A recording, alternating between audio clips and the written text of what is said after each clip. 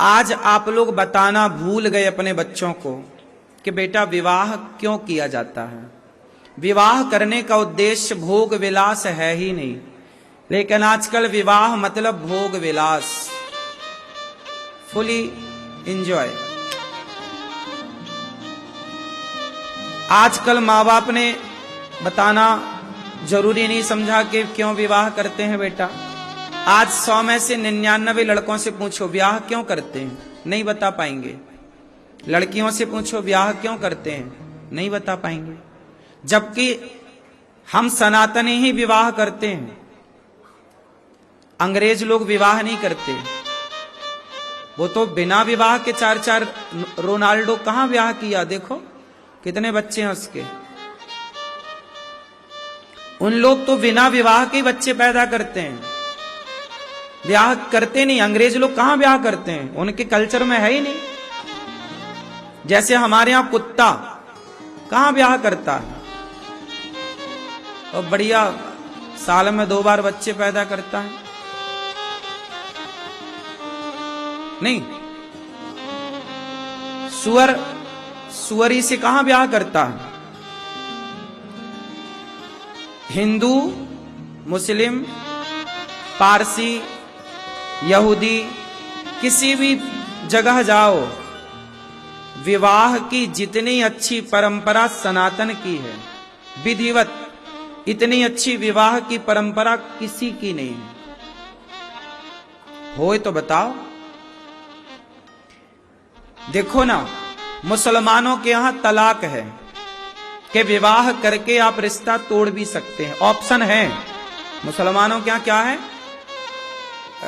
तलाक बोलते हैं ना, तलाक तलाक तलाक। तलाक है कि रिश्ता तोड़ सकते हैं तलाक कह करके, तलाक तलाक तलाक। इंग्लिश देशों में रिश्ता तोड़ने के लिए डिवोर्स शब्द का प्रयोग है। डिवोर्स ले लीजिए, आप कोर्ट में जाइए, डिवोर्स ले लीजिए, हाँ या ना।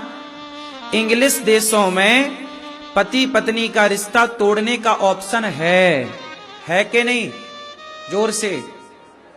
मुसलमानों में रिश्ता तोड़ने का शब्द है तलाक, ऑप्शन है। जरा हिंदुओं में बताओ, सनातन में बताओ कि पति पत्नी का रिश्ता तोड़ने का ऑप्शन क्या है, बोल के बताओ। क्या कहें कि रिश्ता टूट जाए, तलाक हमारा शब्द नहीं है, डिवोर्स इंग्लिश से आया है। हम सनातनी संस्कृत और हिंदी भाषी लोग हैं, तमिल, हरियाणवी, पंजाबी, मलयालम, तेलुगु, कन्नड़, मराठी, गुजराती, किसी भी भाषा में आप बता दीजिए किसको कह के रिश्ता तोड़ दिया जाए। भारतीय भाषा में क्या रिश्ता तोड़ने का कोई शब्द है, तो बोल के बताओ। आप इतने लोग बैठे हैं, बताइए है क्यों नहीं है। क्योंकि विवाह का मतलब सनातन हम जानते हैं, विवाह का मतलब दुनिया जानती ही नहीं। क्योंकि हम जानते हैं कि विवाह एक बार एक दिन के लिए नहीं होता, 7 जन्म की बात हम लोग करते हैं। हम लोग जोड़ना जानते हैं साहब, रिश्ते हम तोड़ना नहीं जानते। जोड़ने के बाद तोड़ने का हमने ऑप्शन ही नहीं रखा, तुमने तो ऑप्शन रखा है। मुसलमानों ने तो रिश्ता जोड़ने के बाद तलाक कह के तोड़ने का ऑप्शन रखा है। इंग्लिश देशों ने तो रिश्ता जोड़ने के बाद डिवोर्स, तलाक, डिवोर्स लेना ऑप्शन रखा है। हम सनातनियों ने तो ऑप्शन, बोलो, नहीं रखा। अब सवाल मैं आपसे फिर पूछूं कि विवाह सनातन में क्यों होता है। काहे तेल चढ़ता है तुम्हें मंडप के नीचे, काहे हल्दी चढ़ती है, काहे तुम्हारे इतना विधि विधान से पंडित जी आते हैं, विवाह पढ़ते हैं, मंगलम भगवान विष्णु मंगलम गरुड़ध्वज, मंगल ही मंगल हो। मंडप गढ़ता है, मंडप काय का होता है, ऊपर का छाते हैं, पत्ते, हरे भरे इस हरियाली के नीचे बैठकर के विवाह होता है, ताकि हमारा जीवन भी, जिससे विवाह हो रहा है, हम भी सदा हरियाली की छाया में बैठ के साथ फेरे ले रहे हैं, हमारा जीवन भी हरा भरा हो। विवाह क्यों? विवाह जब होता है, पंडित जी आते हैं, मंत्र पढ़ते हैं, अग्नि को साक्षी आग जलती है, फेरे लगते हैं, पति पत्नी आहुति देते हैं। पहली आहुति पति पत्नी की मंडप के नीचे ही दी जाती है। आप विवाह के पहले यज्ञ करने के अधिकारी नहीं थे, पर विवाह के बाद आपने यज्ञ किया मंडप के नीचे। पहला जो विवाह था वह स्वयं में एक प्रकार का यज्ञ है, नहीं है? विवाह स्वयं में एक यज्ञ है। उस विवाह में क्या होता है? सबसे बड़ा दान होता है। जिस मां ने अपनी बेटी को गर्भ में रखा, जिस पिता ने बच्ची को पढ़ाया लिखाया, वह पिता आता है मंडप के नीचे और कन्यादान करता है। कन्यादान का मतलब ये नहीं कि बेटी का दान कर दिया। कन्यादान का मतलब होता है कि आज से इस लड़की का जो गोत्र है, वो आज से उस गोत्र का हम दान कर रहे हैं। अब इस बेटी की पहचान हमारे गोत्र से नहीं, पिता के गोत्र से नहीं, पति के गोत्र से जानी जाएगी। तो वह गोत्र का दान होता है। एक पिता अपना अधिकार छोड़कर अपनी बेटी के ऊपर एक पति का अधिकार देता है कि आज से कल तक ये बेटी पर मेरा अधिकार था। हे नारायण देवता, मंडप के नीचे दुल्हन को लक्ष्मी और दुल्हा को नारायण का स्वरूप माना जाता है। हे नारायण, हे परमात्मा, आज से मैं अपनी लक्ष्मी आपको सौंपता हूं। मेरा अधिकार अब नहीं, अब पति का अधिकार होगा। आज से पिता का अधिकार समाप्त और पति का अधिकार स्टार्ट। अधिकार छोड़ना और लेने का नाम कन्यादान है। गोत्र छोड़ने और पति के गोत्र को ग्रहण करने का नाम कन्यादान है।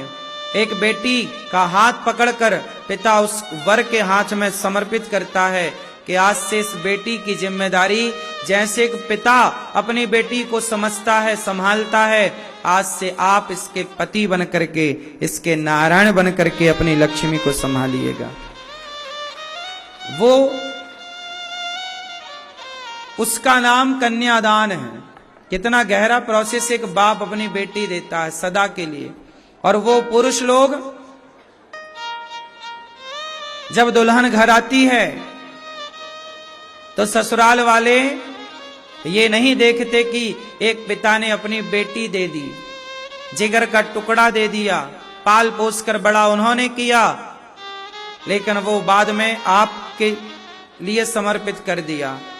बेटी आई, बहू आई, ये देखने वाले कम हैं।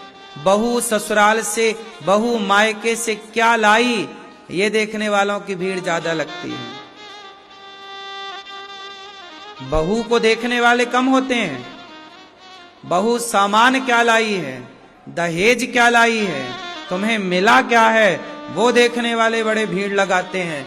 और लोग सजा के रखते हैं, ये अलमारी है, ये बेड है, ये एसी आई, ये गाड़ी आई, ये फला फला, सजा के लोग रखते हैं। आओ जी देखो, ये बहू लेकर के आई है। ये दुनिया आज 21वीं सदी में चली गई, इतना पढ़ लिख गई, इतनी डेवलप हो गई, लेकिन आज भी दहेज देखने जाती है, नहीं जाती? क्यों मैया? आज भी दहेज देखने जाते हैं लोग, और ना मिले तो ताने मारते हैं कि तुम्हारे बाप ने तो कुछ नहीं दिया। इसलिए विवाह का अर्थ आजकल केवल लेन देन है। तुम हमें पैसा दे दो, हमसे बेटा ले लो। आजकल लड़के बिक रहे हैं बाजार में, 25 लाख का, 20 लाख का, 15 लाख का, 10 लाख का बोली लग रही है। है ना मेरी माँ? नहीं छोरा, तुम्हारे बाप ने कितना रेट लगाया तुम्हारा? तुम कितने के बिकोगे? ए छोरा, शादी है गई? कितने के लगाया बाप ने तुम्हारे? 10 लाख 20 लाख? भैया आपका कितने में बिकोगे? 10 लाख में? 5 लोगे? क्या लोगे?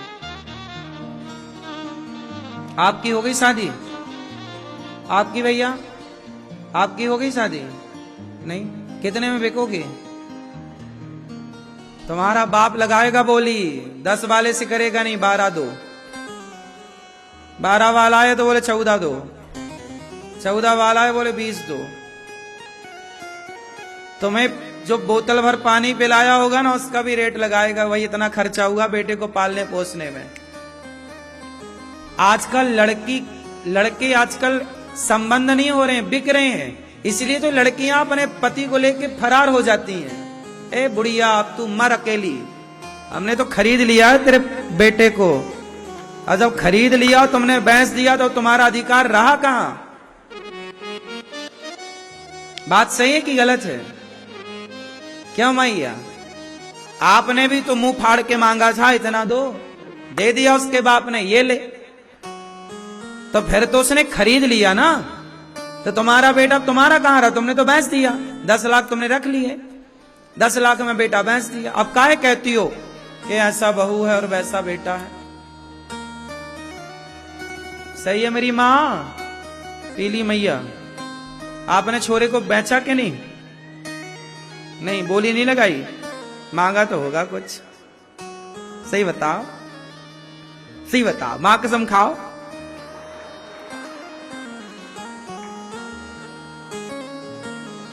अरे बैठो मेरी माँ, आप परेशान बिल्कुल ना हो। क्यों, आपका ब्याह हो गया? कितने में बिकोगे? कितना लोगे बताओ? कोई नहीं मिल रही है? फ्री में नहीं मिल रही है महाराज। पैसे की क्या क्या, फ्री में नहीं मिल रही है।